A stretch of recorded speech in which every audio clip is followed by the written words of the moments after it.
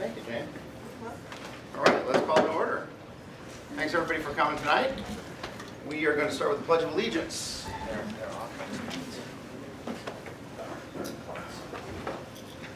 You want to start, Mark? Sure. Everyone, I pledge allegiance to the flag of the United States of America and to the republic for which it stands, one nation, under God, indivisible, with liberty and justice for all. Thank you. Okay, let's see. Announcement of any reportable action taken in closed session. There was none. Can I have approval for the open session agenda? Motion to approve. I motion that we approve the agenda. Second. Submitted. All those in favor? I have a comment before we start. I have a concern that I just wanted to share with the public. Tonight's meeting is unfortunately marred by a slight lack of transparency. The webpage with the information required by the Brown Act was down for at least 24 hours or more.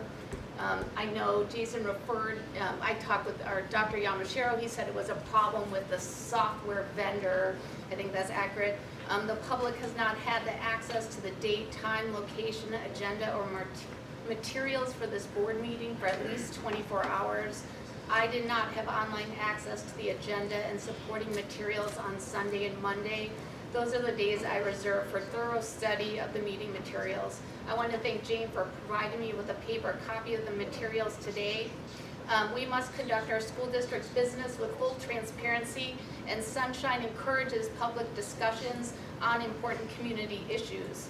Moreover, I believe more people may have attended this important meeting if they had access to the information online as required by the Brown Act. In the future, let's come up with a backup plan to ensure online access to meeting information, agendas, and materials so this doesn't happen again. Please. So noted.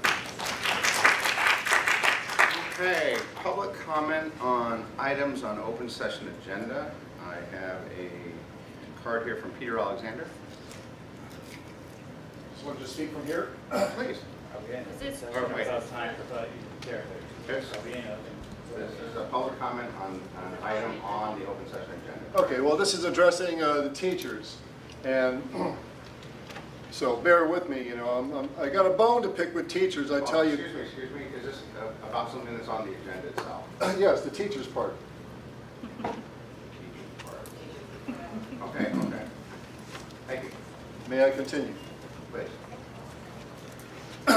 I have a bone to pick with teachers. I tell you, quite true, which may go a long way to explaining why we're all so blue. Somehow we're all on the stage with an unscripted play. Wake up, all you teachers, it's time to teach a new way. How well educated are we? Whoever sets the promised course must be one with the force. The problems seem overwhelming, truly a Gordian knot. No one could untie. But Alexander the Great was presented with this riddle. He took his sword and sliced it right down through the middle. Our mandate in fulfilling fate calls for us to lay down the sword, ceasing the industry of the slaughterhouse and oil. That's how we stand up and how we become royal.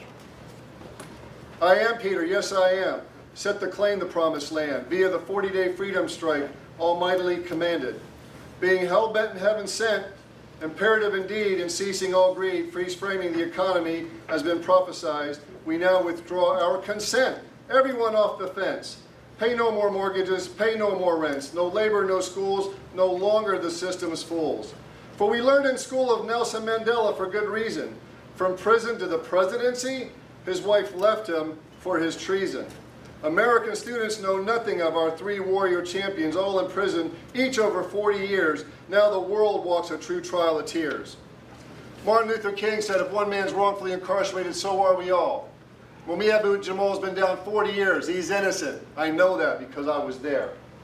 Dr. Jeffrey McDonald, the Green Beret, blew the whistle on Bush's heroin that day. They murdered his pregnant wife and 2 daughters, pinned it on him. He's been down 46 years. The students don't know these. Leonard Peltier, the one that Robert Redford did a documentary on. down 43 years, innocent. He's part of the prophecy. For in his prison cell, he represents the 500-year indigenous resistance worldwide, and in his cell is the spirit of the U.S. Constitution, which was a gift from a matriarchal society called the Iroquois. And we're not under the Constitution. Since Lincoln, we've been under martial law. And so, Excuse me, Peter, normally we give about 2 to 3 minutes. Is this going to be? well, I'm trying to go 3 minutes. Okay, thank you. Okay, so the prophecy of the 40 strike has been denied. So through me was commanded the fires, and 4 days later they began, and they have not stopped since. I call it the iron rod of God. It's not going to stop. And since people are still more interested in nonsensical things, things that mean nothing, as opposed to the 3 heroes we have in our prison that can be released by the most powerful people on the planet if we get together and be standing on granite with the freedom strike where we withdraw our consent from an economy and system that's screwing us all. The mother of all boycotts be the true call. But since people don't believe and they want to continue to serve those who deceive, the lawyers and the bankers that maintain all this corruption and oil tankers, so now it's been commanded that the Oakland Bay Bridge into the bay will be remanded. And so it is. I'll say this. Someone said we need to teach our children to have compassion for the pain of others, not to dismiss it or trivialize it. Shaddai, Shaddai, Adonai, Shaddai. Let us be his children. Charles Schultz was a spiritual man. He portrayed his kids all 55 years to have something in common with Gandhi, Einstein, Jesus, Cesar Chavez, Dolores Huerta, Coretta Scott King. They were vegans. And that's the path that avoids the wrath. And so I'll finish by telling you this.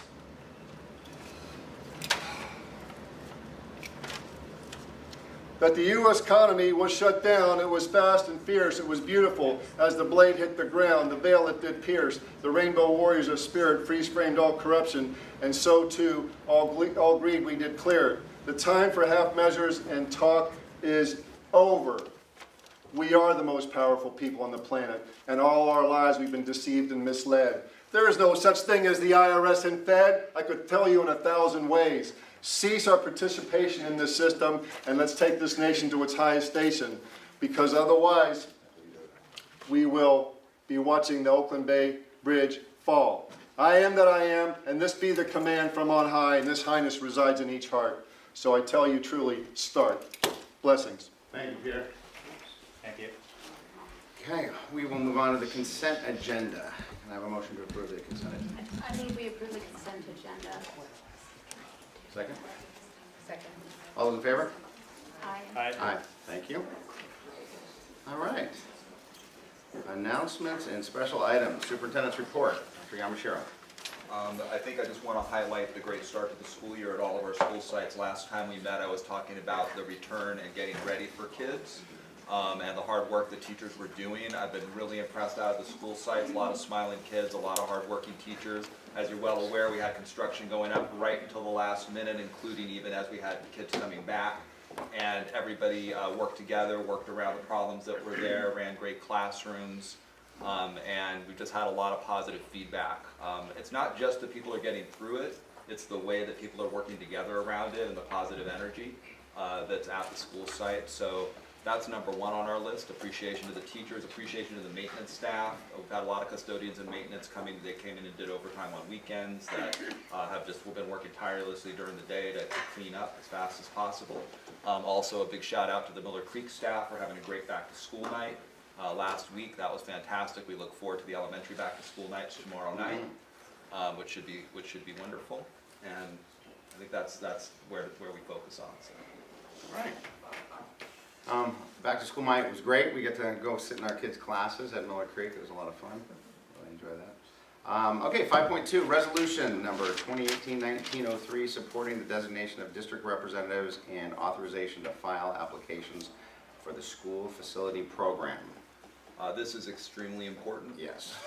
Because we want to get some of the state facilities grant money that the voters of California approved and that all districts can possibly be in line to get. We've been doing modernization projects. The modernization work that we've been doing is eligible for a state match, and we need to complete all of the forms and paperwork and things that are required to be able to get that match and get in line.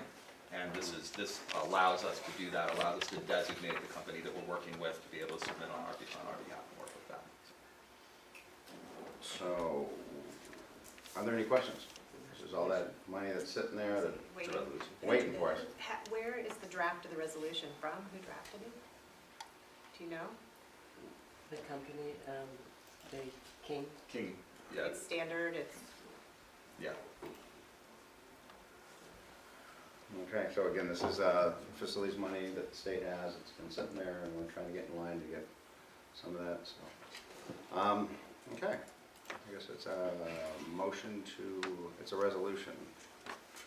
So would this be a Paul? Board Member Shaw. Aye. Board Member Hansberger. Aye. Board Member Chaka. Aye. Board Member Takeman. Aye. Board Member Glickman. Aye. So moved, thank you. Okay, let's move on to the Dixie Teachers Association report. Can you stop? Alright. Wait, sorry, can you stop a second? Yep. Was there a motion on the table for that? No. No, we need a motion on the table for that. Oh, good. Actually, can someone motion, please?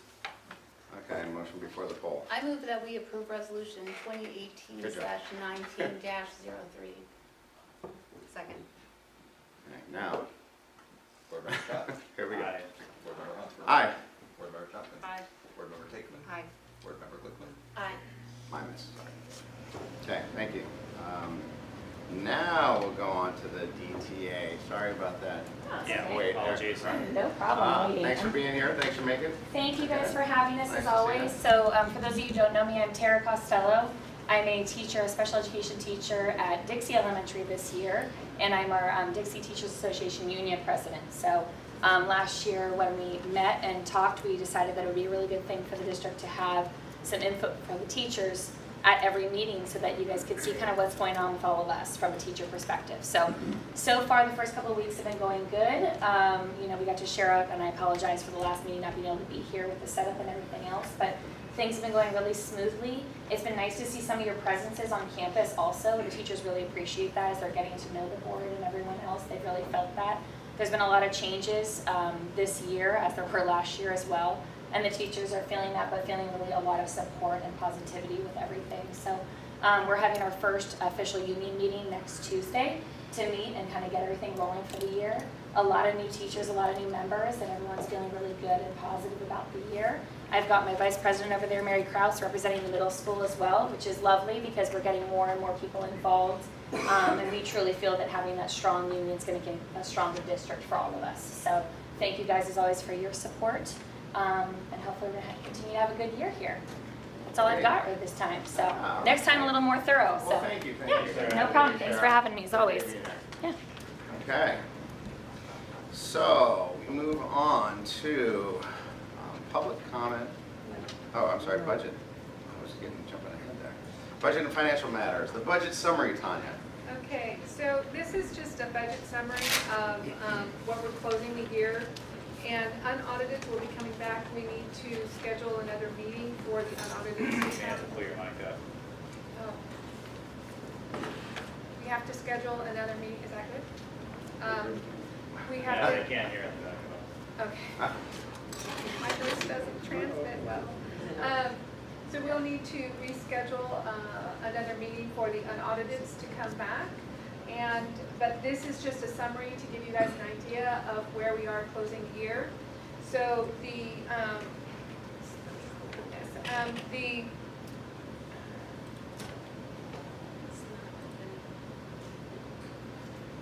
and this is kind of small because there's a lot of data here.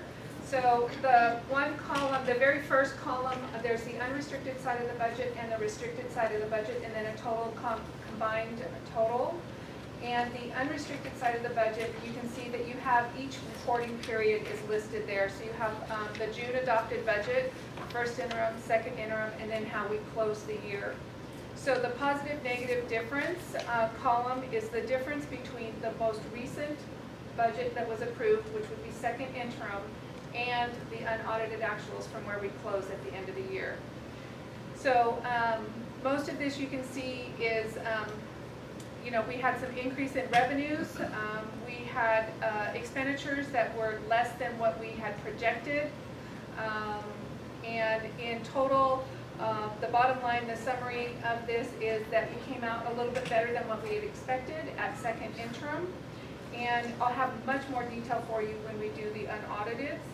But as you can see as well, down here in the yellow in the bottom, you can see that our reserve went from the beginning of the year to 5.1, and we closed the year at 8.0.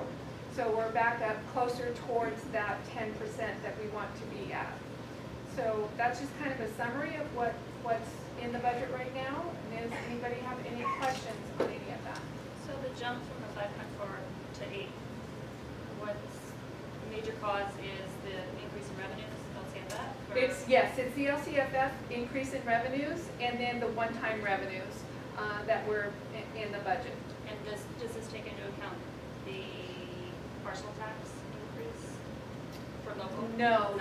that's it, that would That'll be, be next year. yes, in next year's budget, yes. And so our next update will be, are we gonna have, when will those figures be available? Maybe at the next board meeting? Well, yes, at the next board meeting, which we need to request a meeting for either the 18th or the 25th, I think it was, either one of the next Tuesdays Got it. after next week. Okay. Historically, we've done the second and the fourth as the sequence, so when the fourth works, that would be the normal, should have been out there as an option, right? So we usually do either the second or fourth Tuesday. Well, this is Yeah, the first and- because of the holiday. Right, Yeah. it's in general, through the month, it's been the second and the fourth is our traditional sequence. Right, and it was scheduled to have a meeting for the 4th, and we tried very diligently to get the budget completed, the unaudited completed for the end of the year for that meeting, and it was just taking out 7 days for us was just a little bit too much, so that's why we're asking for either the 18th or the following Tuesday after that. Yeah, the following Tuesday would be great. Okay, Yeah. I think it's the 25th? Yeah, so are you also gonna provide, without the one-time funding, what our second and third year forecast will be? Or are you just sticking with our same year? 'Cause at this point, we're not gonna count on that money next year. What's it looking like for what we're reporting to the county? Well, the unauditeds have what's actuals. Yeah. So for the future, it would be at first interim, which closes on October 31st, and that report would come to the board in December. So, but as, just in general, for the multi-year projection, you would have the one-time revenues in the current year in 18-19, and in the multi-years, that would be removed, because we don't, at this point, we don't have any Right, but future I projection think of we'd that. like to see our what we're holding restricted in our second and third year as well, consistently. Since we're starting to teeter towards 5% and now 8%, we'd like to see the 3-year run, right? So we'd like to see second and third year, even audited or even final, right after October 31st. I think it should be part of a regular report at this point until we can get back up to 10%. This report, though, is the unaudited actual for last year. When we do the first interim budget right after that, October 31st, we do a 3-year, there is a Right. 3-year projection. And that's going to be in, okay, That'll be in the first interim. Unaudited, it's not any type of a Close. projection, it's just, this is how we close the year. Got it. Right. Right. Thanks. Okay. Thank you for putting that together. Uh-huh. I know there's a lot going on. It's not an action item, so then we'll move on to public comment on items not specified on the agenda. How many cards do we have? I'd like to kind of regulate how much time we're gonna be in this part of the, and while she's counting, I just wanna, there's a couple more cards out in the audience. Thanks, Ms. Bender. Rules of governance in the Brown Act mean that we can't respond to you when you come and talk. So don't take that as personal. We're here to listen today. Okay, so and we're going to time. So we're going to see how many cards that we have and 21. My daughter's not over here. Okay, so what we'll do in we'll limit it to 2 minutes. If you can be shorter, that's great. Tracy, could you time? Would that be okay? Sure. And so we'll have you come up and talk. And if people are repetitive, if they're already covering what you want to cover, maybe just give them the time and let's in the interest of time we can get through it. So anyway. So I have a suggestion, Mhm. if I can make one. I wanted to suggest for maybe ground rules that I could just share with the board. One, speak to the issue. 2, keep it civil. We all have an important view to share. 3, listen to others. 4, be courteous and respectful of others. Thanks. All right. Yeah, we're gonna do 2 minutes, and again, if you don't need the 2 minutes, then that'll be fine. Okay, Noah Griffin. Sure. Let's make it go shorter. Good evening. My name is Noah Griffin. I reside in Tiburon. I've either lived or worked in Marin County since 1975, and I've raised my 4 children there. I've been accused of being an outside agitator, but in the words of Dr. King, injustice anywhere is a threat to justice everywhere. I speak to the issue of changing the name of the Dixie School District. It is an anachronistic throwback to an era of slavery, bondage, and human suffering. By maintaining the name, we do a disservice to the district, the county, and the children we seek to educate. It is disingenuous to maintain the name Dixie as anything but synonymous with the Confederacy, and was acknowledged as such in the Dixie School Foundation's application for landmark status. The war is over. The Confederacy does not need an outpost in Northern California. My paternal grandfather, born in 1852, was enslaved at birth, as was the woman who was to become his wife. My maternal great-grandfather fought in the Civil War for the Union for the Kentucky 115th Regiment. The South lost. That chapter is closed. I do not deny their history, but there is no need to celebrate it, to honor it, or to memorialize it outside of a museum. Let that museum be the original schoolhouse with honest acknowledgement of the name's origin and what it stood for then and what it stands for now. There should be no pride in maintaining a name that brings pain to any segment of our community. Both my parents were educators. We are missing a teachable moment. Our children need to learn to neither trivialize nor dismiss the sensitivity of others, or worse, to become generationally numb to their pain. What better an opportunity than to stand up for Marin County values? Whose side are you on? Certainly the David Dukes and Donald Trumps of the world would be pleased in maintaining the status quo. But in the words of James Russell Lowell, new occasions teach new duties. Time makes ancient good uncouth. They must ever up and onward who would keep abreast of truth. Winds of change are sweeping the land. The name Dixie, Confederate statues, and flags are being retired as we speak. We in Marin are not special to ignore or think ourselves above doing our part to keep pace with the times. In the words of Abraham Lincoln, we cannot escape history. The fiery trial through which we pass will light us down in honor or dishonor to the latest generation. Thanks. Thank you.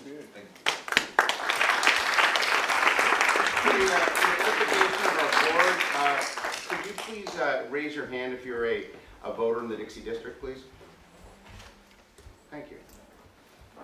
Okay. Lisa Dory.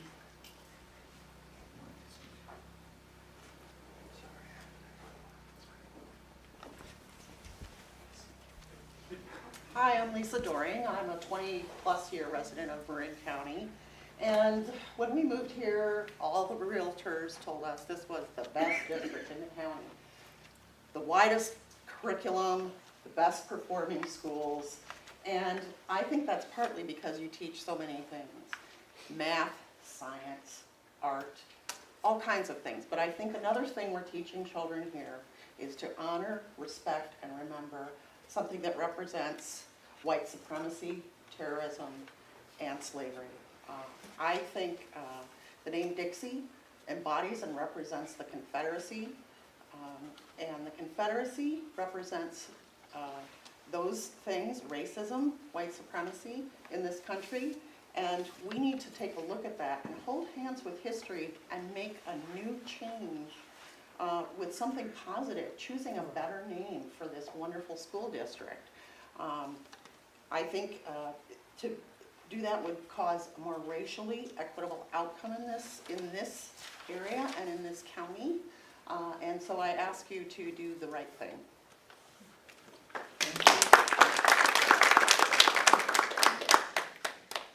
Nick Petrusala.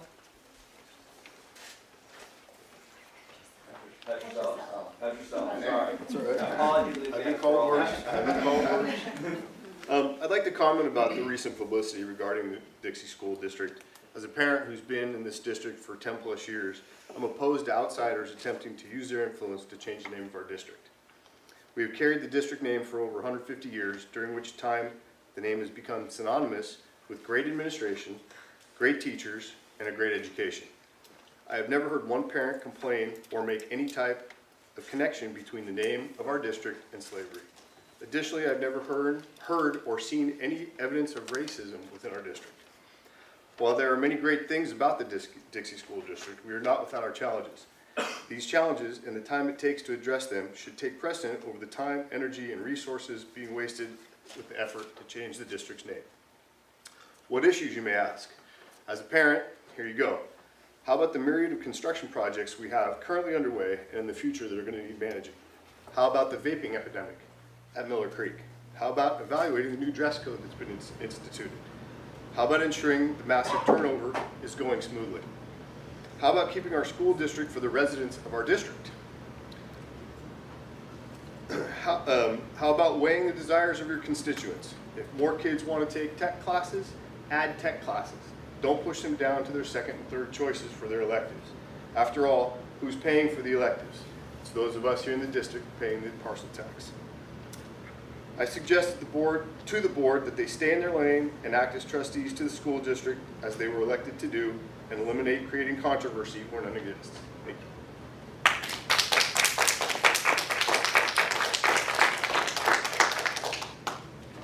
Jessica Riley.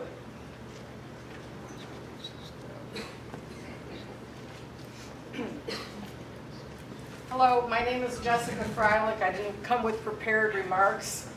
Unlike many people here, I am a resident of the district.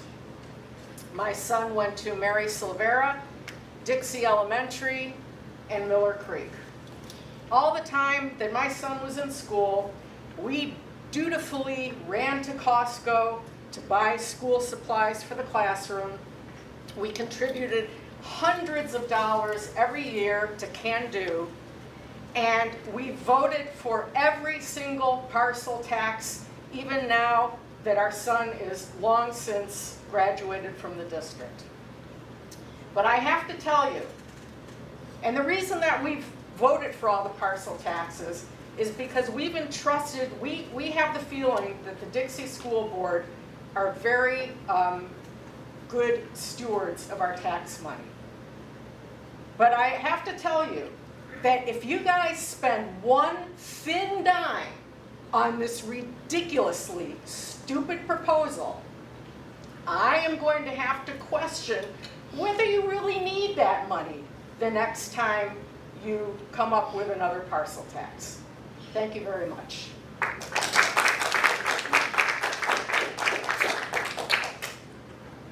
Tim Irish. Hi, I am a resident of Dixie. Both my children attended. I guess I should have seen the camera.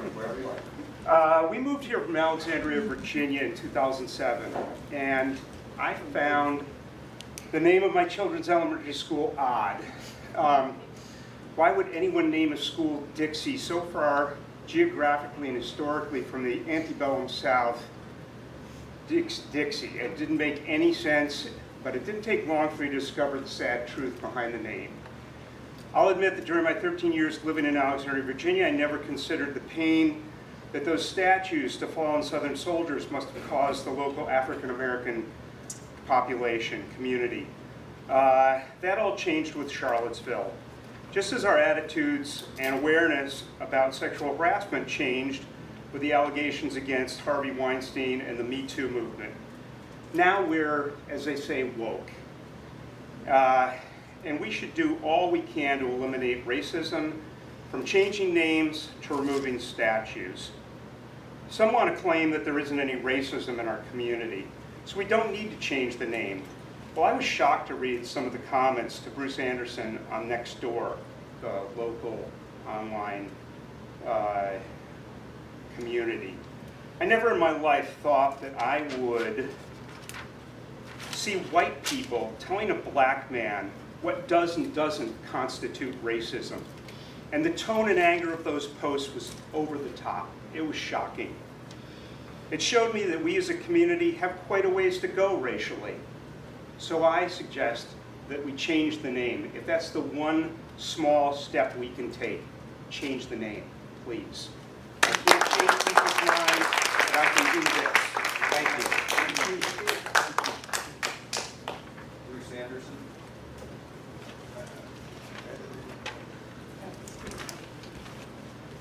Thank you for the introduction. Okay, my name is Bruce Anderson. I'm local, as you can tell. I moved here in 1986 with my 3-year-old son. In 1989, after attending a private kindergarten, we went to first grade at Dixie. My first day at Dixie School, I met Mr. Lohauser. I don't think he was a doctor at that time. I may be wrong, but I don't think he was yet a doctor. I asked him, this name, it doesn't make sense to me. I've been in this area. Why is this name here? At that time, he didn't have an answer, and he said, I'll get back to you. Since that time, 1989, even though you've heard things started in 1986, since that time, I've asked every Dixie official I've met, usually the first time I've met him. Mark, I met you when you approved Jennifer's, or when you guys voted on Jennifer to become a Dixie board member. I asked you at that meeting at Miller Creek about the Dixie name. Jennifer, I met you about a month later after you came back onto the board at a function at Dixie School as a dance or something. Dr. Lohauser introduced us together as I was talking to him about the Dixie name. Marnie, I probably asked you before you were elected, and I know I've talked to you since you've been elected to the position. Alyssa, same thing. I think I talked to you before you were elected, and I know I've said something to you since you've been elected. And Brad, I've asked you so many times and talked to you so many times about this, I think you avoid me. I love you, Bruce. I met Dr. Yashimiro last year at my grandson's 6th grade pre-opening day. I asked him. Pardon? I asked him about it too. So the last few years, the responses have been more open and considerate, some positive and some encouraging. Attitudes are changing rapidly in this country as the country wakes up to the oppression and non-exclusiveness of Confederate symbols and Confederate names and symbols. And that is the key, equity and inclusion. Each school is starting programs that I've heard. What better subject than the history of the district and how to increase inclusion? I'll skip down. I wrote a letter. I seriously did expect a response. I have not gotten a response from the letter that I wrote last meeting. In the letter, I asked the board recognize the facts about the name of the district and asked the board to take note of the symbolism of Dixie name and begin a process to change it. And I'll leave that. Thanks.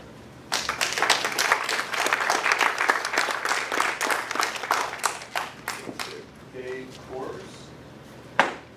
I have terrible handwriting. Sorry about that. I didn't go to school here. I'm a 10-year resident. I'm a 10-year resident of San Rafael, and I can read. So, what's in a name? That which we call a rose by any other word would smell as sweet. John S. McCain District, Barack Obama District, Ethel Siderman District, Justice District, Gary Giacomini District, Robin Williams District, Maria B. Freitas District, James Baldwin District, Peter Bear District, Miwok District,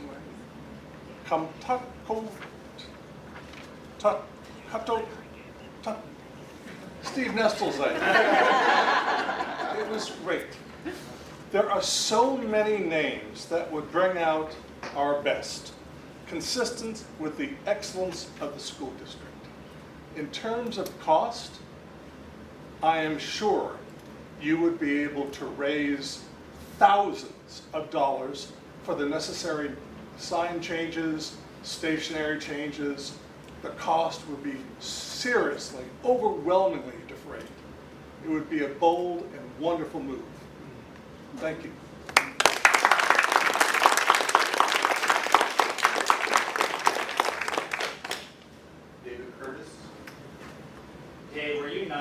94903 or 94901? One. One, thank you. Is that okay? Yeah, but I'm just trying to keep a resident tally. I know, but I have Respect. categories. Is that a zip Okay, code? thank you for all the name suggestions.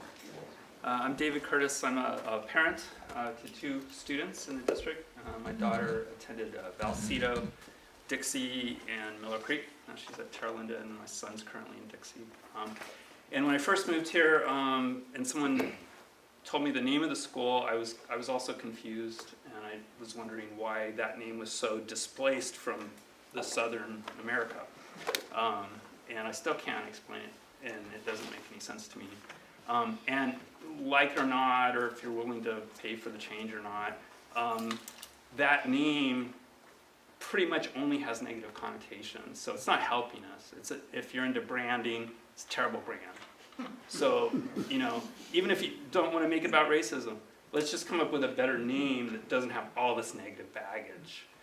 And someone implied that we should leave the name because otherwise we're whitewashing history, and people are going to know that the Civil War happened. There are plenty of other opportunities to get that information. And right now I can't explain it to my kids really. Why is that? And the school sometimes cautions them and tells them, it's really okay, you should be proud of it and stuff. It's hard to be proud of that name. And we're going to pay for the change. It's not a money issue. Don't make it about that. And don't use that as an excuse. And I strongly support the change. And it should have happened a long time ago. And, let's just do it and move on to more important things. Thank you.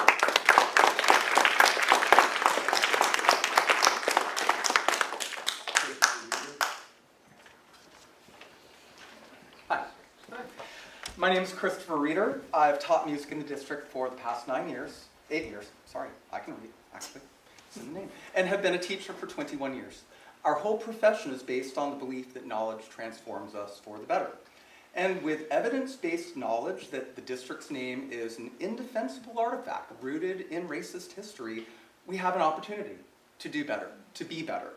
It's our responsibility as educators. Hostile environments inhibit learning, and at the end of the day, this is about kids, the education they receive in our district, and fostering an inclusive environment in which all students feel welcomed and supported. And I'm going to talk about racial equity and restorative justice for a second. If, as frankly, a majority white district in a majority white county, we can evolve our understanding on this issue, it would send a powerful message to our students and neighbors. When our sisters and brothers who are people of color talk about the harm done, we need to sit with that and take it seriously and make a change. We talk about restorative justice with our students, right? And our responsibility to walk the talk. That's what restorative justice looks like. And for those of us who are troubled by the current political climate around the treatment of people of color and immigrants in this country, this is a thing we can do that will help.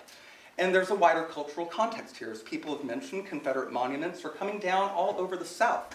Last month, a school district in Alabama ended the practice of their band playing Dixie at football games. Alabama. And if South Carolina can take the Confederate flag off of their state house, us Californians can take Dixie off of our school letterhead. This is the perfect time to do this. We don't really need to wait for a more convenient time because the time is now. Thank you for your attention.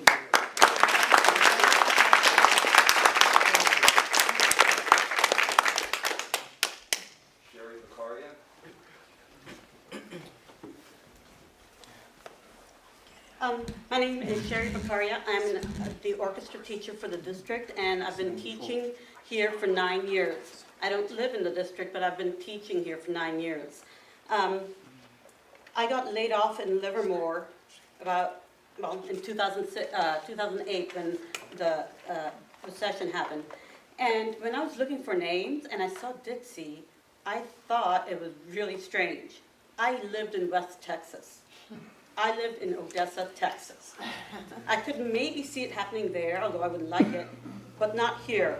I'm going to read a letter to you that was written to the Change the Name Committee from Mark Brilliant, who's the director of the UC Berkeley's American Studies program and professor of history. As far as I can tell, the research you provided me with is completely credible, standard fair historical stuff to demonstrate the connection between the Dixie Schoolhouse and by extension, Dixie School District on the one hand, and the Confederate States of America during the Civil War on the other hand.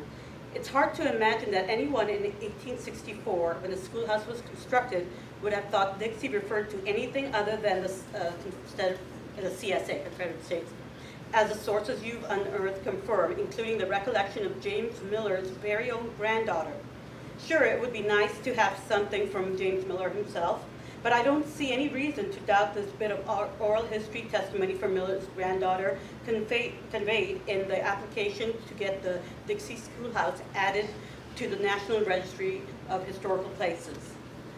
Mrs. Light, who was James Miller's granddaughter, stated that her grandfather, not being a man to turn down a challenge named the building on a dare, Marin County in 1864 was hotly pro-Northern, and the fact that several gentlemen from the South had constructed the first schoolhouse prompted someone to dare James Miller to name the school Dixie, and so he did. More generally, I'm no expert on the etymology of Dixie, but from what I've read, and I'm sure you have too, the prevailing view seems to be that it originally comes from Dixon, as in the Mason-Dixon line, and refers to the territory south of the Mason-Dixon line. Later in 1859, the term was popularized in a minstrel song, which became the de facto national anthem of the Confederacy during the Civil War.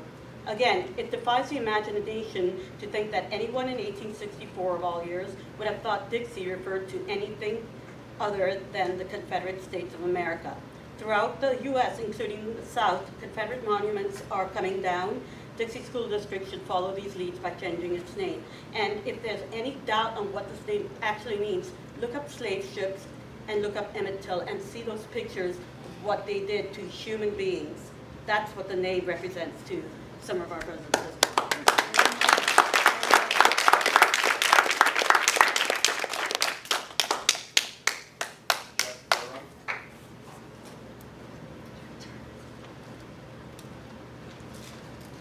Howdy, my name is Jeff Durham, and you heard me say howdy. Perhaps I can offer a little bit of a perspective here. I am a parent of a Dixie student, and have been so for the past 4 years or so. It's kind of interesting. My daughter and I share only one thing in common. Well, I guess we share, besides family, and that is we both grew up in Dixie. I grew up in Fort Worth, Texas, where the name really meant something, and I could see its effects on the ground. I grew up in the era of busing, when I could see the effects of this mindset on the ground. Segregation, absolutely. Confederate, and I use the word pride in quotes, I could see the effects of this on the ground in people's hearts directly. In this world, we don't often have a chance to do something good immediately in the present moment. This is our chance, and this is the time. I don't want my darling daughter to grow up in the kind of Dixie I grew up in. Please make that happen. Thanks.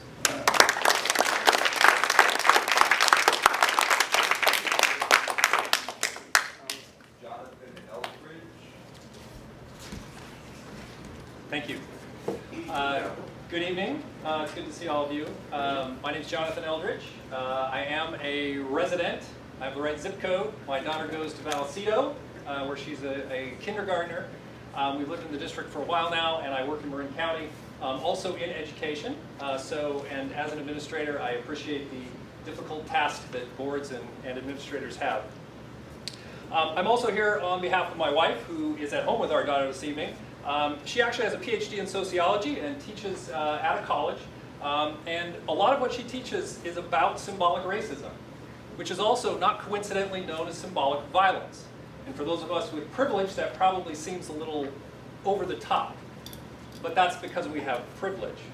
As I would also like to say, I have a degree in history, and so I appreciate the history lesson we just received, because I also learned about Dixie, and Whistling Dixie being the anthem for the Confederacy, and the heart of Dixie actually referring to the Confederate States. And whether or not Dixie School District is named for that really isn't the point. The point is that that is what it is commonly associated as. There's a reason that parents don't name their kids Adolf. There's a reason that the restaurant that some of us, I'm sure, as kids went to, Sambo's, doesn't exist anymore. It's because it's inappropriate. It's inappropriate because it's hurtful, and because I think we finally learned that. I also want to say for a moment that slavery was not only about owning people as property and committing atrocities on them. It was also about the intentional decision to keep those people uneducated. And if that doesn't speak to the importance of this issue in this school district, then I don't know what does. That should not be lost on any of us, and it should make this decision a morally obvious one. But what about tradition? What about it's been this way? What about we've lived with this for years? That's not really what it means to us. Well, I don't think any of us want to go back to any of the traditions we knew in education, and I think I'm probably of roughly the same age of a lot of people in the room. And when I was growing up, we didn't know the term homophobia. We just perpetuated it on every kid who didn't act the way we thought they should. Racist names, formal and informal segregation. So I'll close with this. To those of us with privilege, and I certainly, most certainly, am one of those people, we need to check that and understand the insidious nature of the tradition. And tradition is also code in many places for white supremacy, and it shouldn't be here. We should be better and care more about our neighbors and children than to make privileged excuses and fail to act. Because after all, as we all know in education, where our kids are watching, inaction is powerful action and makes clear our values. Thank you.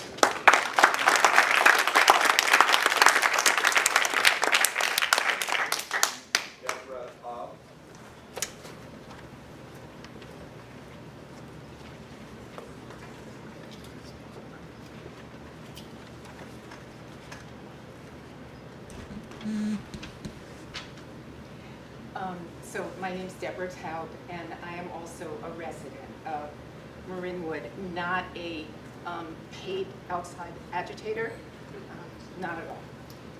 So I'm a 20-plus year resident of Marinwood. My son attended Dixie School, Miller Creek Middle School, and Terralinda High School. He then went on to attend and graduate from UC Berkeley, and he's living downtown in San Diego. We moved to this area because of its natural beauty and excellent public schools. Throughout the years my son was in school here, we deeply appreciated and took part in what we found to be a very caring and child-focused community.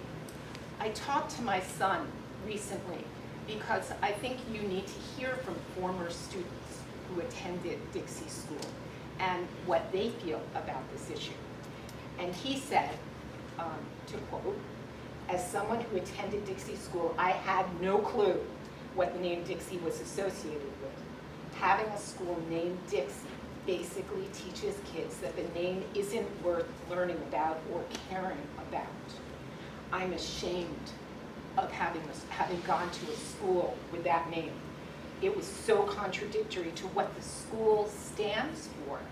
The name conditions kids to have a false understanding of its meaning and fails to nurture the curiosity and motivation to understand the harm it creates." We want our children, and I think I can speak for all of us in this room, that we want our children to gain through education a full range of knowledge about self, others, and the world. That's not very controversial. And yet, in keeping the Dixie name, we are, however inadvertently, teaching and passing on a legacy of indifference and denial about the meanings and implications of the name that so many people have already spoken about.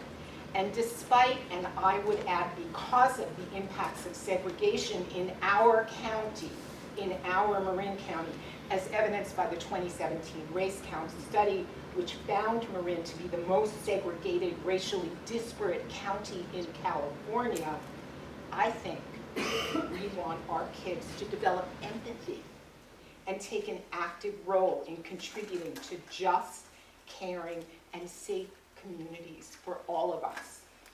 We create accessibility for members of our community, I'm almost done, who are disabled based on those very values, not on whether there are enough disabled students or teachers to warrant our care.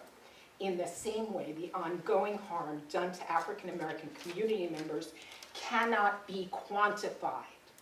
We already have knowledge, as evidenced by tonight's comments, of that harm. I truly believe we're a community who deeply cares, especially about our children, and that by renaming the school district with a name that really reflects our shared values, we can join with others in leading the way towards more justice and equity in Marin, and join as well with the many other communities around the country that have chosen to divest themselves of symbols of the Confederate South. Thank you.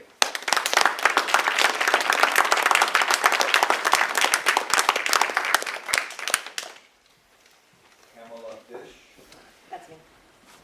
Hi, I'm Tamala Fish. Just to be clear what side I'm on. I have extras if anybody wants one over here too.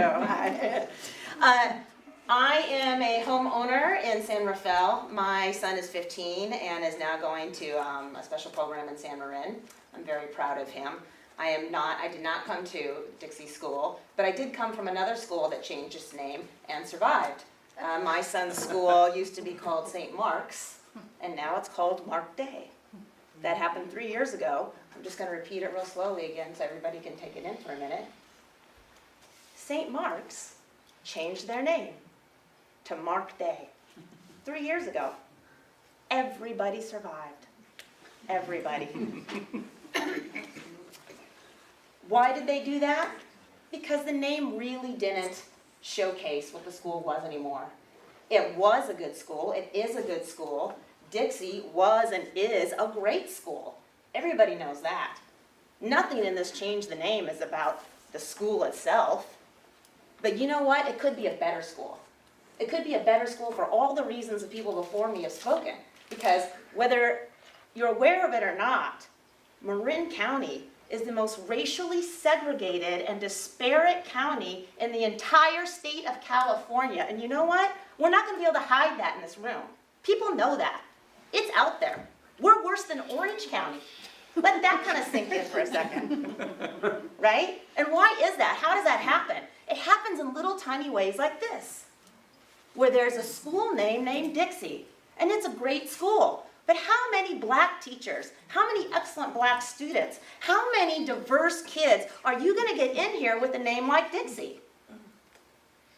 Do you really have to think that it's easy for people of a different history than yours to just simply forget it, overcome it, and just go ahead and go with it because you don't want to spend, $5 more in getting to New Jersey? The money isn't the problem. I understand this has been tried twice before, and they actually came up with all the money. So the money is just an excuse. All right? You know what's not an excuse? You know why I'm here, even though my son went to Mark Day? I saw it. I'll be quick. Thank you very much for understanding. I do social media for a living. I'm not even going to tell you the comments, but this gentleman who stood up earlier, when you see what's written about this name change on Facebook, when you see what's written about this on Nextdoor, you should be ashamed. You should be sickened. Your children are going to school in a place and read these comments. What are you doing to them? Thank you.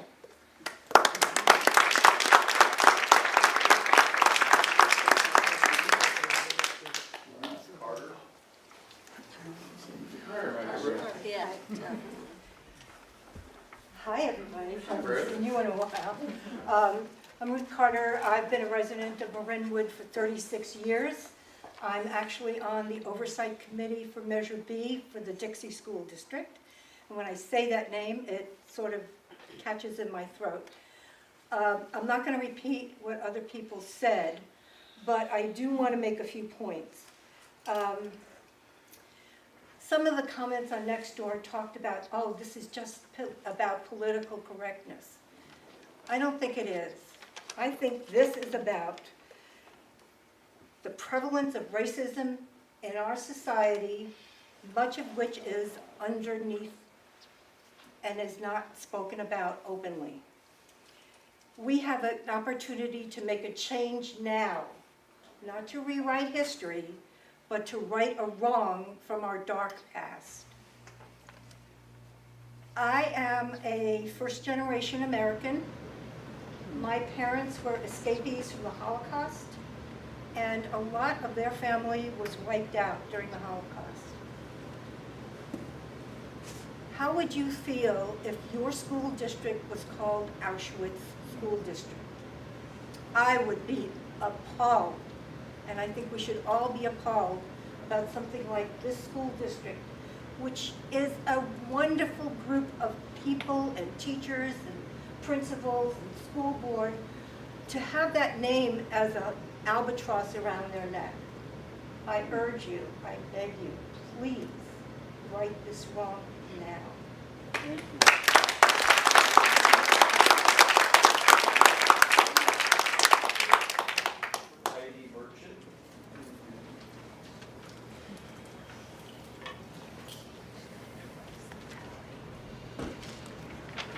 Good evening. I moved to Marin 42 years ago because my parents wanted me to be in a better school district. We lived in Richmond, and I'm raising my kids here now. In Marin, we believe in community, in inclusion, in safety for families, individuals, and children. The name Dixie has many negative connections, as you've heard already, conjuring up the enslavement of African Americans and other racist practices, policies, and ideas. I ask you to imagine that someone has just used a terribly offensive and repulsive name to refer to you or someone that you love. Imagine that when you try to talk to them about it, about the hurt, the pain, the suffering, and anger you feel, they merely say that wasn't their intention. Does their intention change how you feel? Does it change the impact that this has on you? Not likely. Please imagine the impact the name Dixie has on our community. The name and impact are not in alignment with our community values. Therefore, I ask you to really take this seriously. It's not about money, it's about people, it's about who we want to be as a community, that we all want to support each other and say, racism has no place here, names and symbols mean things, please change the name. Thank you.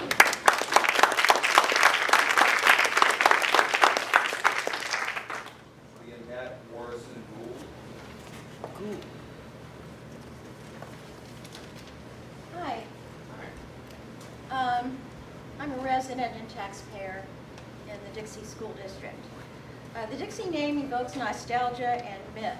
When my husband Clifford Gould and I bought our house in 2002, we were informed of the myth that this coveted name, Dixie, made our home worth infinitely more than one with a more pedestrian name like Tam Union, pun intended.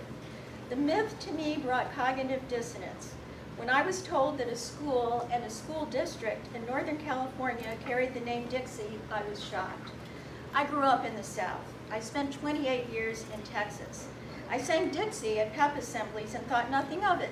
It was just a fun, upbeat song. Years later, I came to understand the meaning of, in Dixie land, I'll take my stand to live and die in Dixie. I'm sure there are others who are even now as naive, as oblivious, as untouched by the meaning as I was as a child.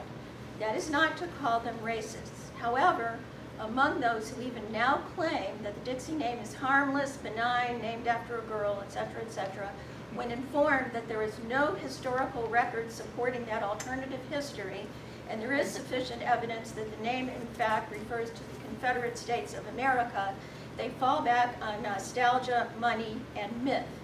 There is no magic conferred by the name Dixie, which makes the teaching illustrious and the students brilliant, athletic, and successful. The school district will continue to thrive under any name as long as its parents, teachers, and board maintain their current commitment to excellence. As Shakespeare said, a rose by any other name would smell as sweet. So what is the reason for changing the name of this rose? The question is one of benefit versus harm. No one particularly benefits from the name Dixie, but many whose associations with the name recall a place in which thousands fought to keep the rights and privileges of owning other people, which included the right to overwork, to starve, to imprison, to torture, to rape, and even to kill those owned, will suffer when seated in a house which recalls, honors, and glorifies that place. Not only those children who are descendants of slaves, but other children and other homeowners who are pained and ashamed when asked to associate themselves with that name, who recognize they were still dealing with the legacy of slavery. The only harm which anyone can claim from changing the name is one of finance, but when challenged with the possibility that funds can be raised privately, those insisting on the old name fall back on nostalgia and myth.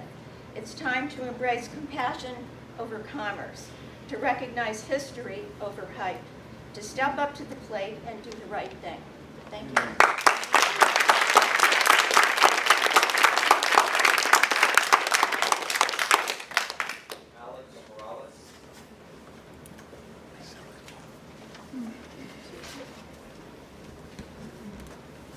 Good evening. My name is Alex Morales. I'm a graduate of Vallecito and Miller Creek. I believe that the Dixie School District must change its name in order for it to live up to its motto of moving ahead for our student success. With the name Dixie, the district will forever be shackled to the horrors of the Confederacy. Nothing can wear the name of Dixie and not carry with it the shame of slavery or institutional racism that has persisted to this day. By choosing not to rename the school district, each of you is choosing to embrace the racist and white supremacist ideals associated with Dixie. To those who will see the association between the term Dixie and racism as a stretch, or just Google image search the word Dixie, and you will see the vile world the term continues to represent today. Middle school and high school students like me are coming of age in a time period where white supremacists march holding Confederate flags, the symbol of Dixie, while singing the racist Dixie song to show their allegiance to their racist ideals. I know we have all seen the footage. Some are choosing to remain ignorant of the world we live in. As a person of color, being able to ignore racism is not a privilege I have, nor one I wish to possess. I want to be on the right side of history, and among those leading change. The question now becomes, will you choose ignorance over action? Are you willing to use your power and privilege to change the name and lead the community in the hard work of ending racism? Thank you.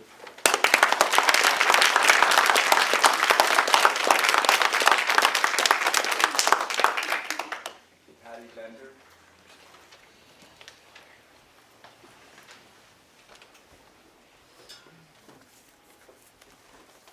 I have two things I'd like to talk about, so I'll try and make my first comments brief, which are about the name change. I disagree with a large portion of the people here, and I think that this should be decided by the people that live here and not by people from outside.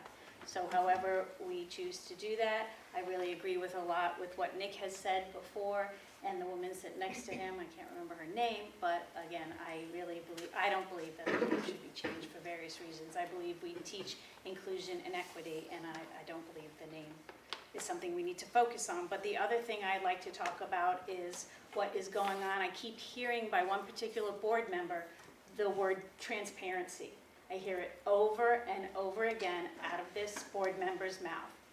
And then what we see on Facebook and then on the news is them representing themselves as a Dixie School Board member and saying, and it looks like to the public, that this is the entire Dixie School, that she's speaking for the Dixie School District, and she's not.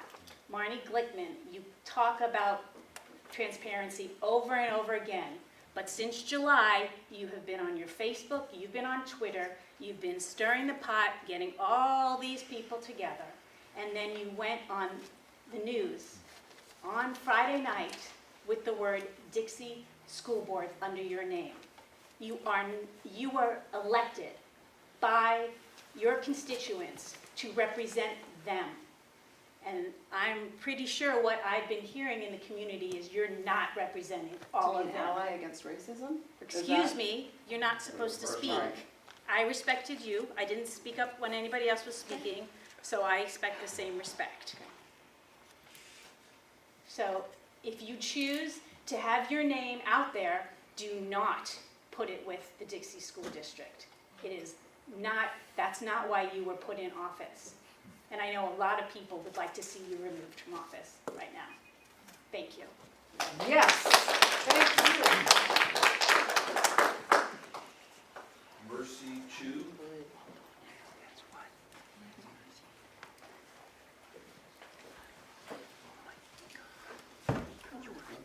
Sorry, I'm not used to these these meetings or anything, but the issue came up and I wanted to say my piece. And I think there are strong opinions on both sides, and I understand that people have very strong feelings towards the name. I'm concerned with the practicality of it all. My son was diagnosed with autism when he was 4, and we went to the public school system to find out that he was not able to get the help because funds are limited and that he has to meet really, really tight requirements in order to get that help. So I feel like if this name change is so important that other people would want to put their money towards this, all for it. And I don't want anybody to feel not included. I'm Asian American. I completely understand issues of racism, and I don't want anyone to feel that their opinion is not important.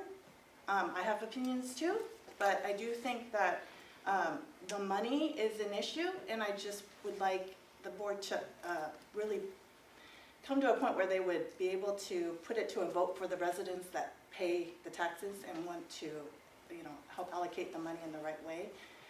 But yeah, everybody's vote would matter in that sense, and that's all I wanted to say.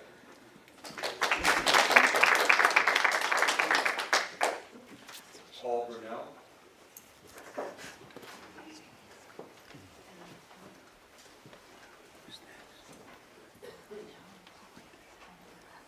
Hey guys.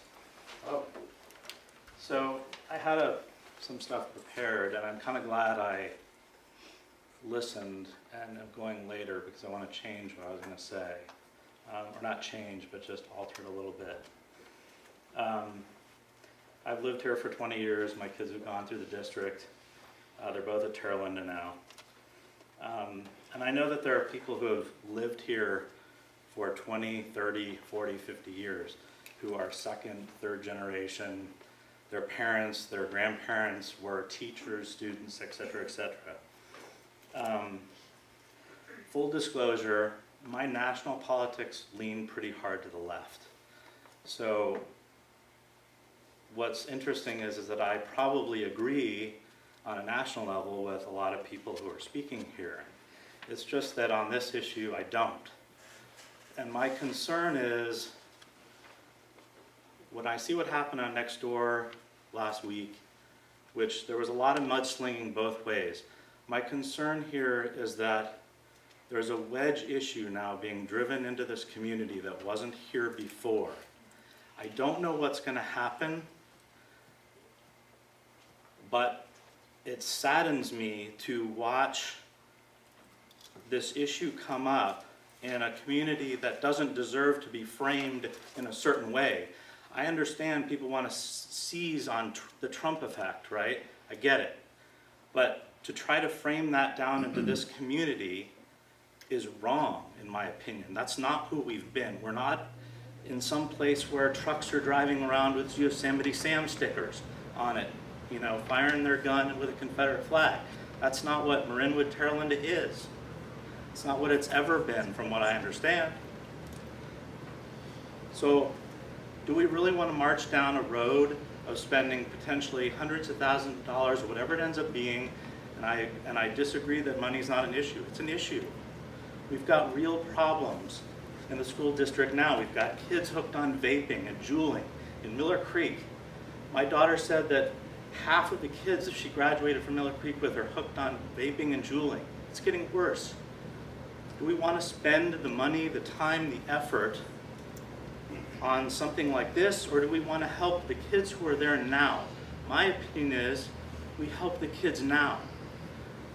Noah, I don't know you, but that quote about this being a Confederate stronghold or a Confederate outpost, that's really offensive to me, and I'm a liberal. Okay, I'm a liberal, that's offensive to me. And it's offensive to a lot of the people who grew up here and who are second and third generation. So what I see is a lot of dividing, not uniting. And whatever happens will happen, but I really worry about this issue boiling over and becoming a line in the sand being drawn that if you're not for this petition or you're not for this name change, you're bad. You support racism.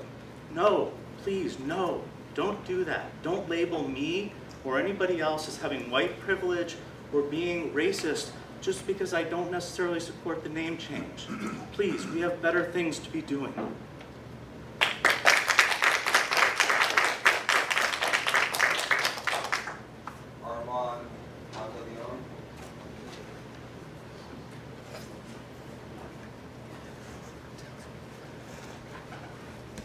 Good evening, everyone.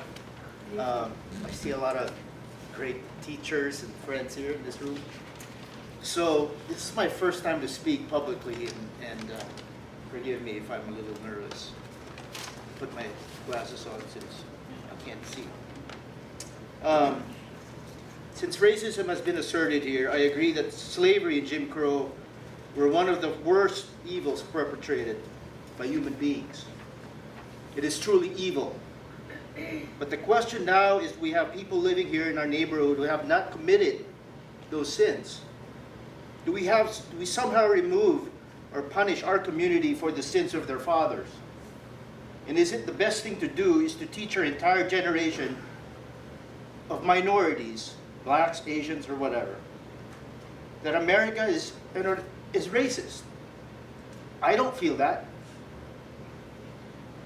Are they bigoted?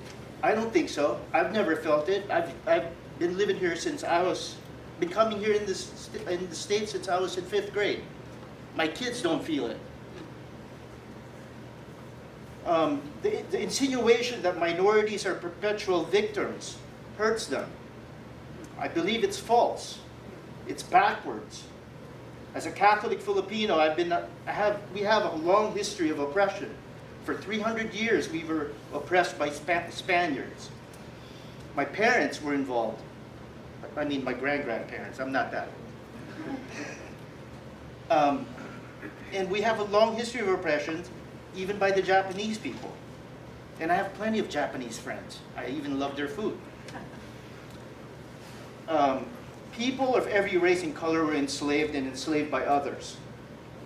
In fact, white people were still being bought and sold as slaves in the Ottoman Empire, decades after blacks were freed. Does this mean that as a community should expect that we're owed? I don't think so. Does it mean that I want everything and anything removed that is influenced by King Philip? I don't think so. Should I feel threatened, offended about a Japanese battleship named after our superintendent? I don't think so. Is it appropriate to teach our children that somebody owes you something as a general rule that has not done anything to you? I think that if we have done something to you, then they owe you. But if they haven't done anything to you, then they don't owe you anything. And if you build an ideological system based on you have to rectify mistakes made by your grandfather, then we're never going to get past this. I'll never get beyond it. Yes. Oh, 2 minutes? Yeah. Oh boy, okay. Well, just close it up. Then that's it. I just want to say, I disagree with this. I think this is a great community, and I appreciate everybody's time.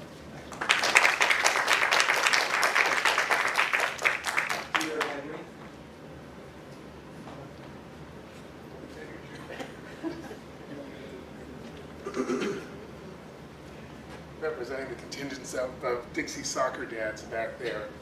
I'm actually the centrist among them. I should point out that you're seeing opposition to this idea from both the left and the right, literally back there with Paul and Armand. Anyway, my name's Peter Henry.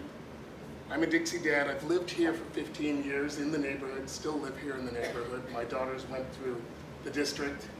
And here's the interesting thing. I just want to make a couple of personal observations about this issue and then a pragmatic one to sort of cement the perspective on this.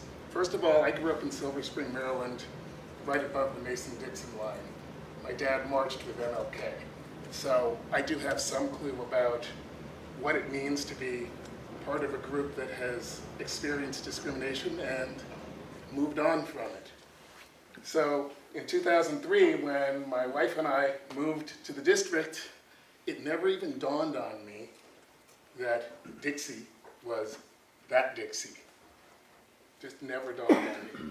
And the reason was that I was raised to think different.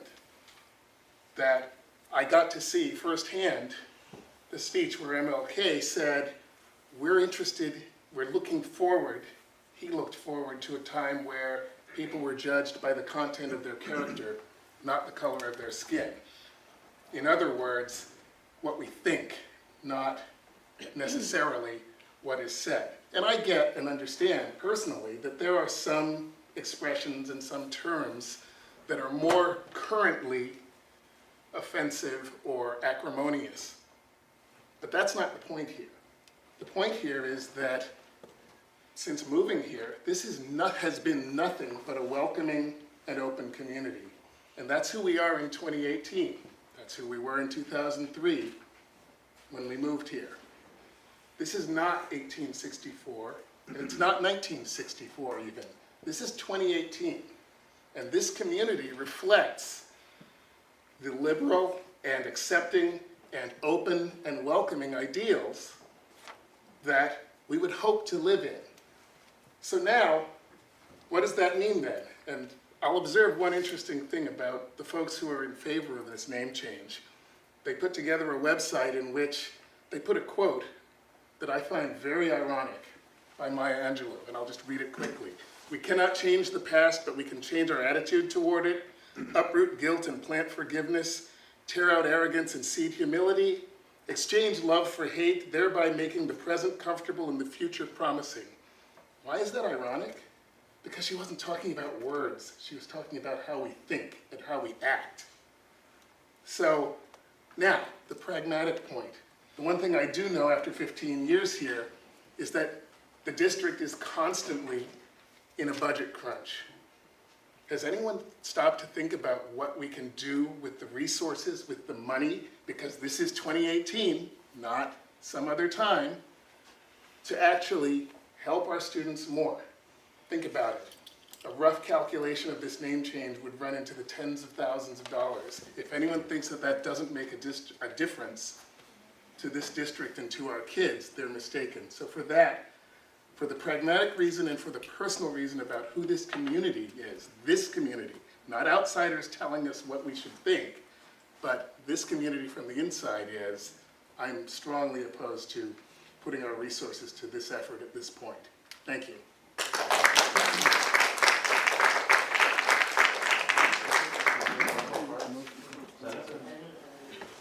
Oh, I put my name in. Oh, you're correct. Sorry, I didn't realize we were speaking to both issues. 2 minutes this time. Well, I'm going to start off by telling you I went to the Sausalito Art Festival, and I saw the most beautiful piece of art. It's in your heart, and that's where I want to speak to right now. That's where the Almighty Kingdom resides. And loudly I proclaim by the authority of the Great Spirit Almighty Adonai Elohim to damn the profusions of illusions. Racism is what human beings do to the other sentient races. And no one is more hopelessly enslaved than those who believe themselves to be free. And all wars are usurious bankers' wars. And we're told, at least in part, that that had something to do with freeing the slaves. And if that's true, how many Caucasians died? So let's not make this about color of skin. We're all the same race in this room. If we had a whale and a horse, it'd be 3 races. You know, there's a shining angel named Satan who maintains deceptions and hatings. He wants people to be divided and ashamed and all those kind of things. That's not who we are. We're the most powerful people on the planet. You're in one of the most blessed places on the planet. They say Israel is the promised land, and it's true, but it's not a speck of dust across the sea. It's also known as Ariel, which means the world. America represents the world, and Northern California, pardon my French, is the shit. We are it. Northern California, in the heart of the promised land, is the North Bay. And there's really true reasons for all this. We're all slaves to lawyers and bankers serving mammon. Serving 2 masters maintains all disasters and Sataniel's backgammon. I've shared with you about the freedom for Leonard Peltier. His bloodlines are of the Tsalagi, the lost tribe of the city of David, the Cherokee. And the moment he's set free by our 40-day strike, which walks our own children into the promised land, it frees the U.S. Constitution, which is a beautiful document. I could spend an hour on it. That's 2 minutes, Peter. I'll finish with this. As you do, language is important, and like I explained, Race, and as you do unto the least of me, you do unto me, was a statement given to by the great carpenter sage. And that was always about animals. I am Peter, I am keeper of the keys. So too the command placing the world to its knees. The power is in our heart. We have no strikes in this country worth talking about since 1970, and certainly not one for freedom, because none of us are free, we never have been. But we have this time and place with a smile on our face by an almighty command to take the promised land by the 40-day mystical, magical walk that opens the whole deal. So I'm here to seal the deal and make it real. I can only do it with more than just your appeal. It's got to be your heart and an almighty action, because we are the most beautiful faction. Thank you for blessing me with your time again. Hi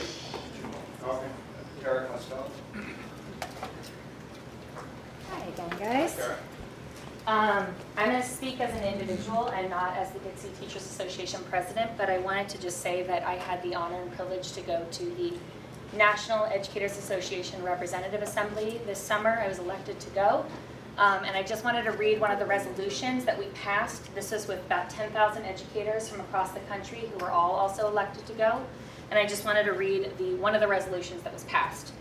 White supremacy culture. The National Education Association believes that in order to achieve racial and social justice, educators must acknowledge the existence of white supremacy culture as a primary root cause of institutional racism, structural racism, and white privilege. Additionally, the association believes that the norms, standards, and organizational structures manifested in white supremacy culture perpetually exploit and oppress people of color and serve as detriments to racial justice. Further, the invisible racial benefits of white privilege, which are automatically conferred irrespective of wealth, gender, and other factors, severely limit opportunities for people of color and impede full achievement of racial and social justice. Therefore, the association will actively advocate for social and educational strategies fostering the eradication of institutional racism and white privilege perpetuated by white supremacy culture. And that was just a resolution that was passed that I thought should be read into these minutes for today. So, thank you.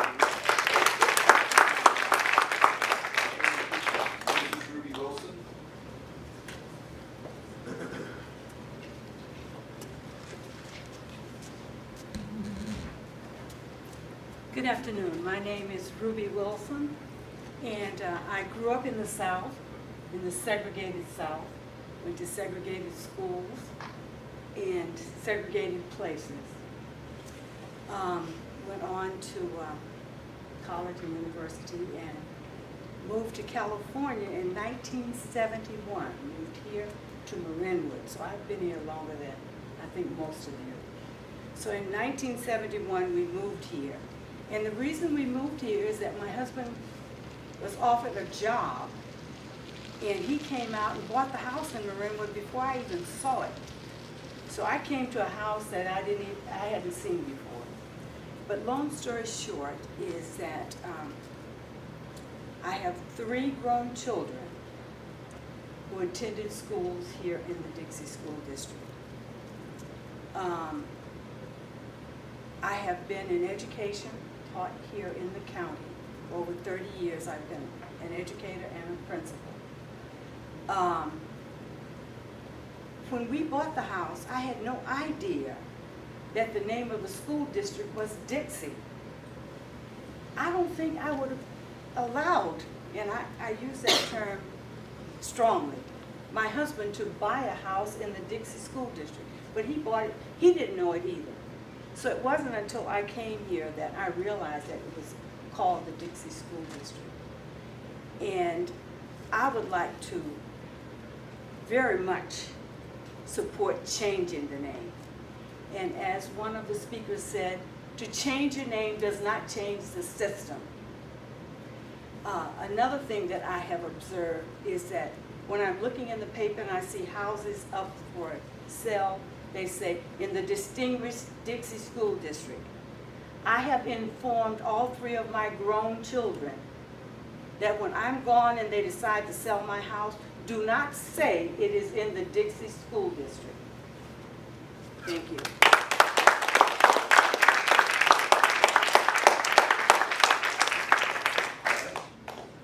Okay. Well, thank everybody, all the speakers for tonight. Thanks for coming, both sides, and informing us. And we'll take it to our next step here. So, and again, I appreciate the feedback and the passion with which everybody presented today. So thanks for taking the time to come to our meeting. Okay, so we'll move on to the organizational matters, the superintendent's recommended updates to board goals. This is meant to be actually just an introductory item so that the board can see some of the recommendations, ask any clarifying questions, but we will have a board workshop on the goals at a future agenda. I'll pause just a moment. People have been here for a while and allow people who need to go. Yeah, I'm going to wait a minute.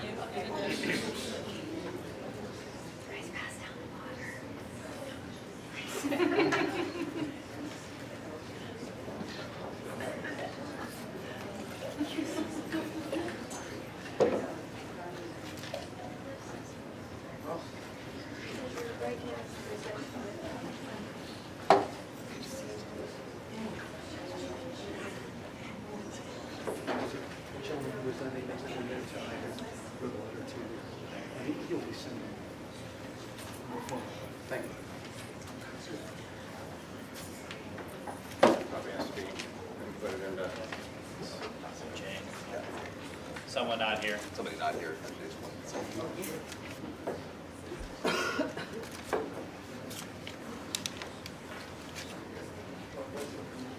There's still a lot going on you don't want to miss.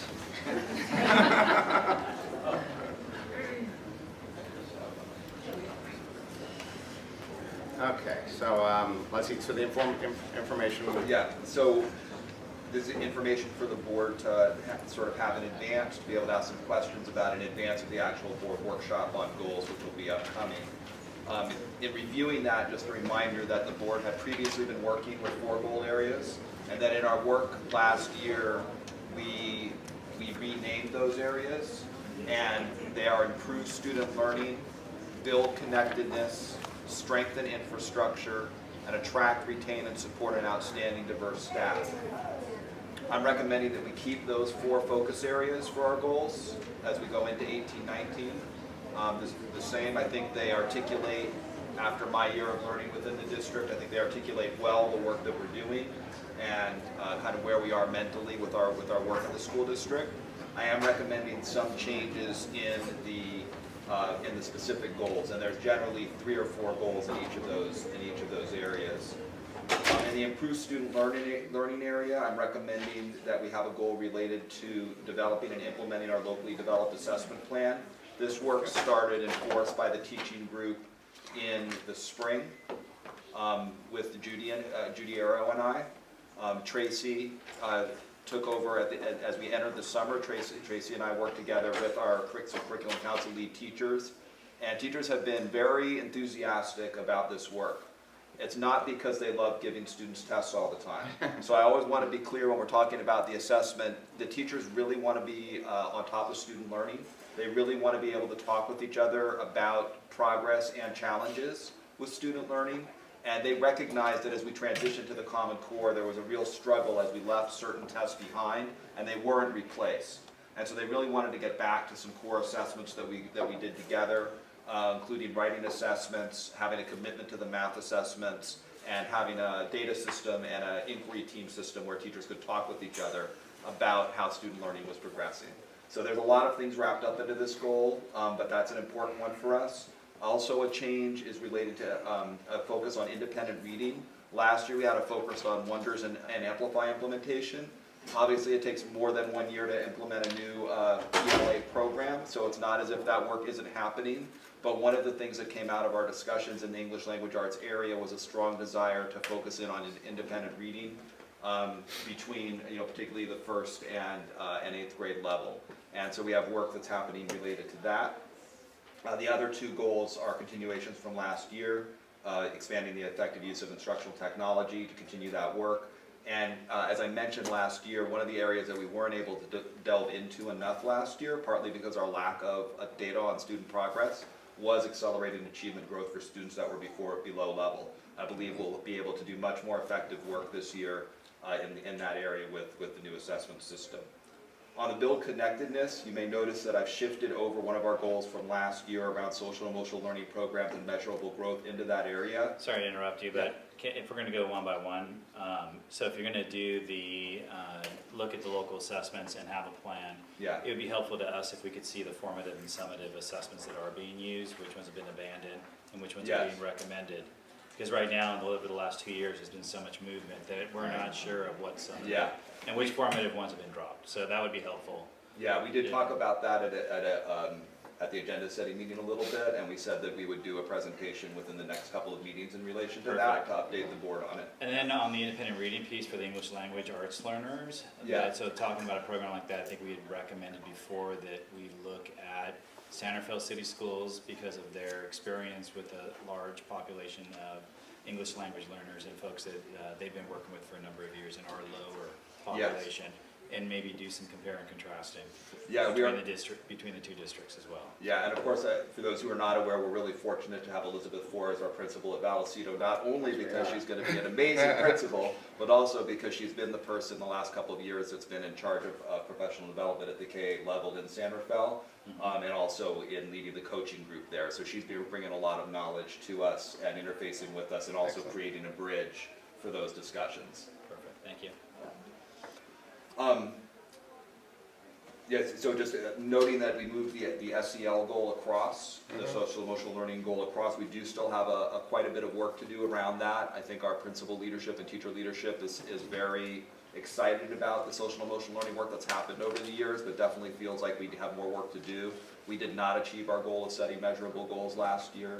We'd like to be able to move forward on some goals in that area, but last year we struggled a little bit about where to put it, and I think there is a feeling that we'd like to see that in the connectedness. Again, there could be some debate about that, but that's my recommendation is that we have it in that category this year. The other two are largely the same, except I want to note on the internal and external communications. Last year I had a goal of explore, so it was basically to try some new things. This year I think the goal is to improve.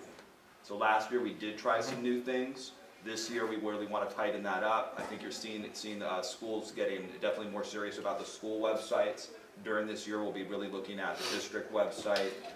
There's also been some other communication pieces that we're working on for improvements, and we can talk about that. Excellent. On the strengthened infrastructure, we still have the 10% reserve for economic uncertainty on there. I believe that we made good progress on that last year. However, as noted from the previous couple of board meetings, the budget is continuing to evolve and is in flux, and we were going to be right along that borderline, and so we think that it's critical that we have that. And I know the board's also had some discussion about whether or not that target is the appropriate target. And that's also something that we could discuss as we set goals for this year. But for right now, since we haven't hit it in the last several years, I'm recommending that still be the target. For infrastructure, we're still in the middle of the bond work. So I've added the Miller Creek work there because this summer is our plan to get to Miller Creek on the bond work internally. So that's listed, but I've also have to complete the modernization work because, as I mentioned, that work's gone right up to the start of the year. We need to make sure that everything related to our work at Vallecito and Mary Silvera is also finished quite well. So I've listed both of those there for our work. On attract and retain, there's a shift there focused on support right at the top. We've talked about how many new hires there have been, and so I've listed that right at the top of the attract and retain. Continuing to prioritize staff compensation in the budget process. It's been a priority in the district, and the board's really demonstrated their commitment to that in this past year. And then expand internal professional development structure. This one's a bit new, and it has a lot to do with the discussions that we've had over the past, particularly the second half of last year and into the start of this year through the summer. Just the strong belief that we have a lot of internal talent and that we have some structures in place but could continue to add more so that we can really learn from each other and structure professional development internally. It's a lot more cost effective, and it really brings up the talent that we have. So I want to make a commitment to that for this year and build on that. It's not to say that we haven't already done some of that at Dixie. There is a lot of that happening, but I think that we can do even more. Is there a return to PLC available, or how would you yeah. do that? Yeah, there is a return to PLC. We are rebranding PLC within the district. And that's why I mentioned inquiry teams in the assessment. So we are looking at calling them inquiry teams, but it is still the grade levels or the departments. Same department questions. grade levels. How do we know? Very similar structures in terms of looking at student learning.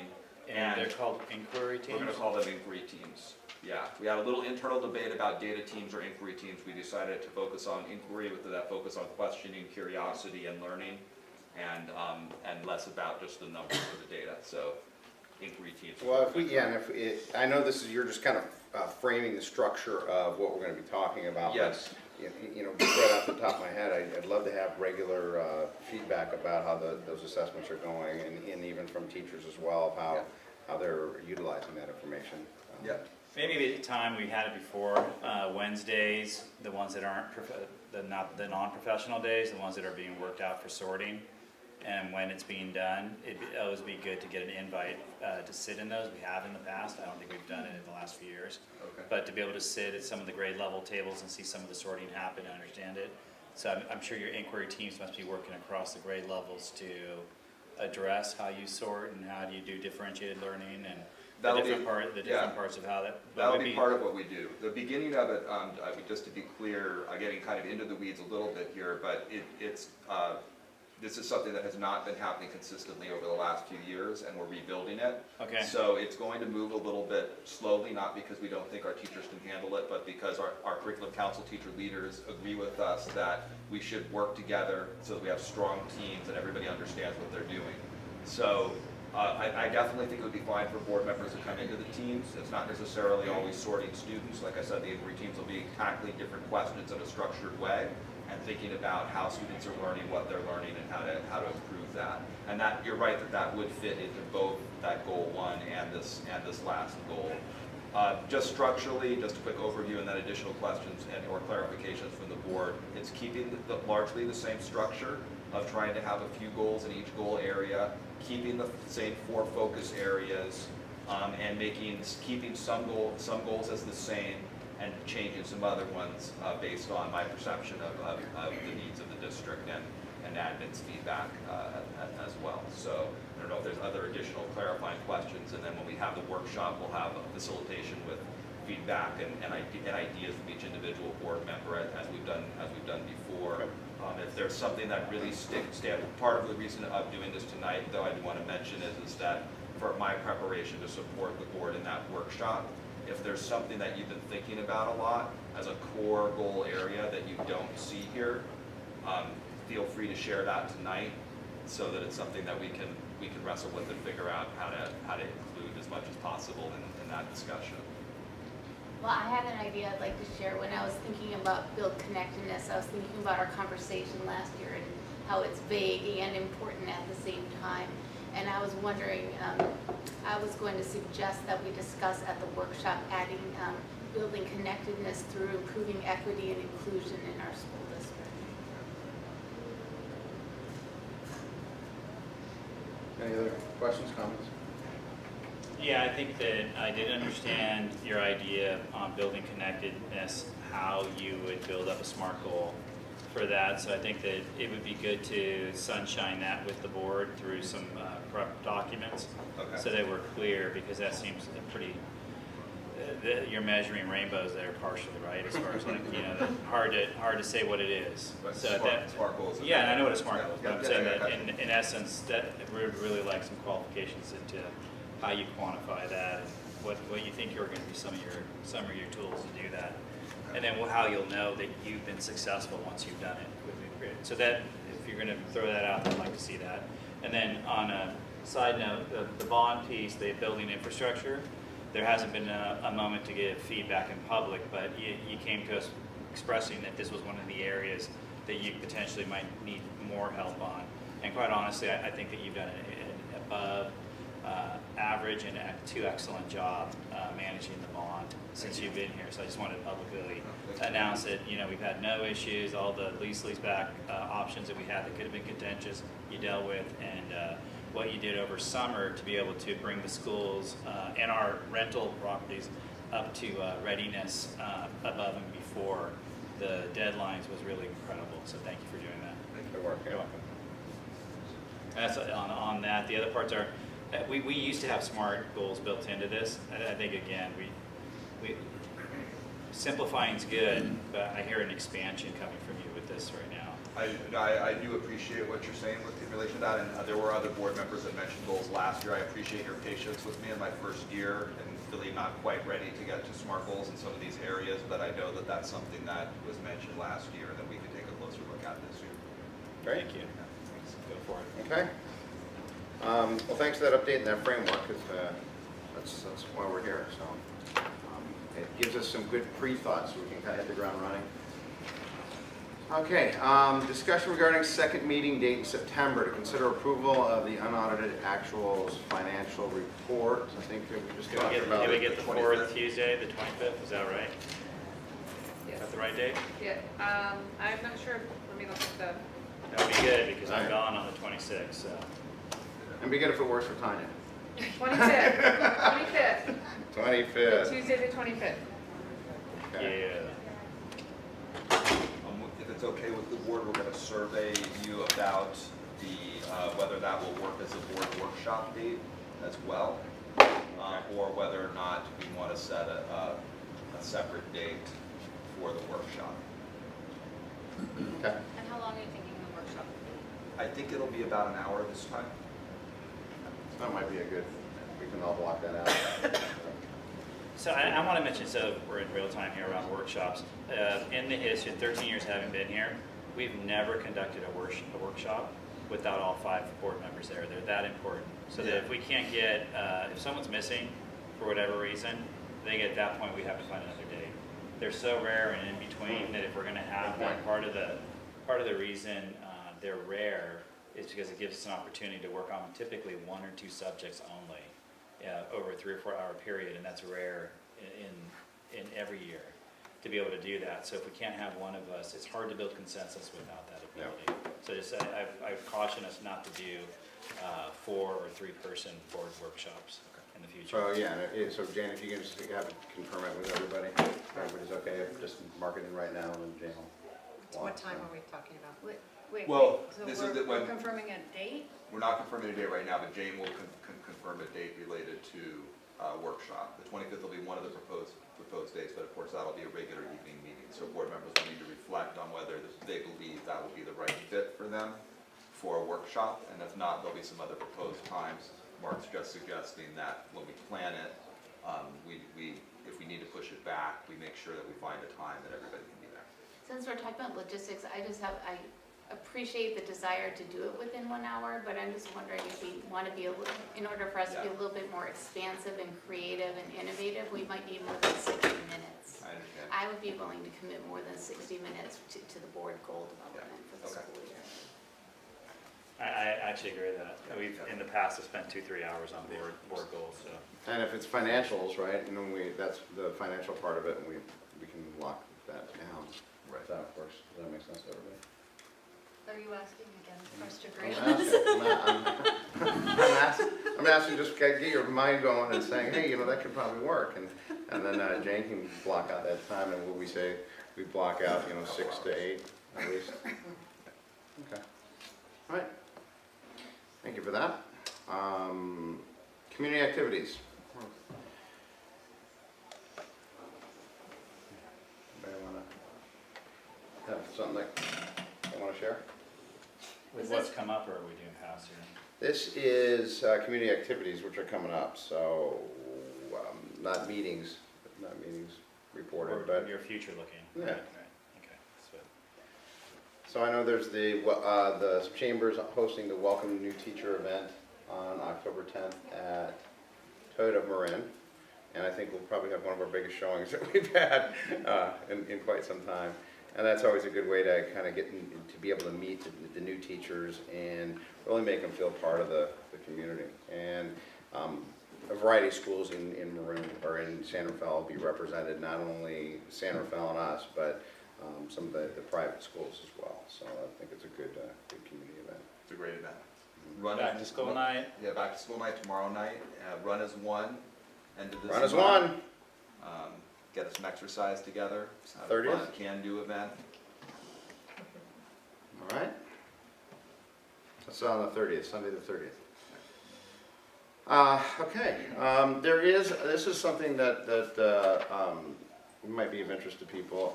Indian Valley campus for College of Marin is doing a groundbreaking ceremony in September, late September. And this is for the new aquatic and fitness center and their farm facilities and classrooms. It's a barbecue being hosted by Nugget. But you can see where a lot of their bond money went to. So just thought I'd pass that on. Something I shared with the Education Committee for San Rafael earlier today. So if anybody wants to attend. Okay, reports by board members on meetings attended. I know our year just started, but maybe there's some meetings that might be of interest to share. Well, open house for middle school was amazing. That's great. The rooms look great. There was a lot of enthusiasm. I want to go back to middle school.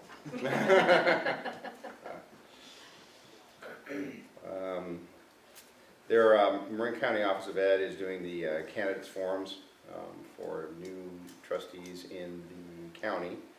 And so that's hosted by Lozano Smith, who is our legal team, and they're doing a really good job. Just want to give a shout out to our homeschool clubs that are doing the ice cream socials. Oh, yeah? 2 of them have already happened. They were very well attended and were fantastic events. And thanks to Silverman's for the great ice cream. Silverman's, a long-time sponsor. That's good. Any other meetings? Okay. Let's go to identification of items for future agenda.